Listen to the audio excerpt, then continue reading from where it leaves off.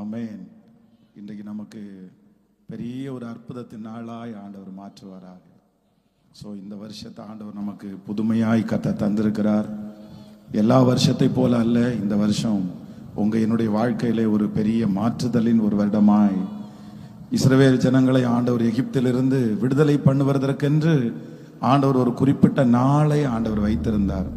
நான் விசுவாசிக்கிறேன், இந்த சத்தத்தை கேட்டுக்கொண்டிருக்கிற ஒவ்வொருத்தருடைய வாழ்க்கையிலையும் இந்த ஆண்டு ஒரு விடுதலையின் ஆண்டாய் ஆண்டவர் மாற்ற போறார். நீ துன்பத்தை கண்ட நாட்களுக்கு சரியாய் நான் உன்னை மகிழ்ச்சியாக்குவேன்.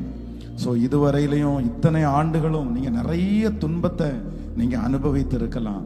ஆனா நான் விசுவாசிக்கிறேன், இந்த வருஷம் நீங்க இத்தனை வருஷம் பட்ட பாடுகளுக்கு பலன் கொடுக்கிற ஒரு வருஷமாய் கர்த்தர் மாற்றுவாராக. எத்தனை பேர் விசுவாசிக்கிறீர்கள்? ஆமென். ஒரு விசை இதே போல ஒரு கூட்டம் நடந்து கொண்டிருக்கும் போது ஒரு வயதான ஒரு தாயார், அவர்களுக்கு 35 வயது உள்ள ஒரு மகள். ஸோ அந்த மகள் ரொம்ப கருப்பா, ரொம்ப ஒல்லியா, பார்க்கறதற்கு ரொம்ப அழகான தோற்றம் உடையவள அல்ல. அதனால நிறைய மாப்பிள்ளைகள் தடைப்பட்டுட்டே போயிருச்சு. தகப்பனார் இல்லை, இந்த தாயார் மட்டும்தான் இருக்கிறாங்க. அந்த பிள்ளைக்கு திருமணம் ஆகலை.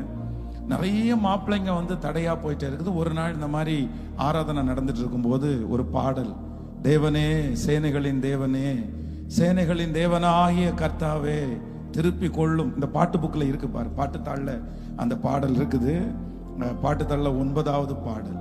ஸோ இந்த பாட்டை பாடிட்டே இருக்கும்போது ஒரு அனௌன்ஸ்மெண்ட் என்ன அப்படின்னு சொன்னா, சரி நீங்க பக்கத்துல இருக்கிறவங்க யாராவது ரொம்ப முடியாம இருந்தா அவங்க மேல கைய வச்சு இந்த திராட்சை செடியை விசாரிச்சிருங்க ஆண்டவரே அப்படின்னு இந்த பாட்டை பாடும்போதே சொல்லுங்க அப்படின்னு அந்த ஊழியக்காரர் சொல்லுகிறார்.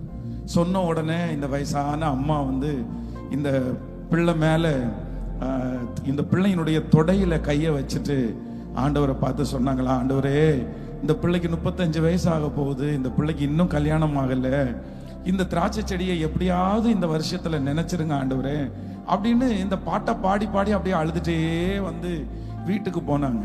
அவ்வளவுதான். ஒரு 1 வீக் திடீர்னு வெளியூர்ல இருந்து ஒரு மிலிட்ரி மேன் ஒருத்தர் ஊருக்கு வர்றாரு. அவருக்கு 40 வயசாயிடுச்சு.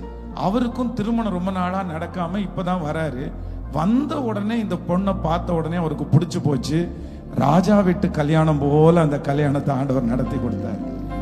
அதனால நான் விசுவாசிக்கிறேன், நமக்கு யாரும் முடிவை நிர்ணயம் பண்ண முடியாது. உங்களுக்கு யாருமே முடிவை நிர்ணயம் பண்ண முடியாது. டாக்டர் உங்களுக்கு முடிவை நிர்ணயம் பண்ண முடியாது.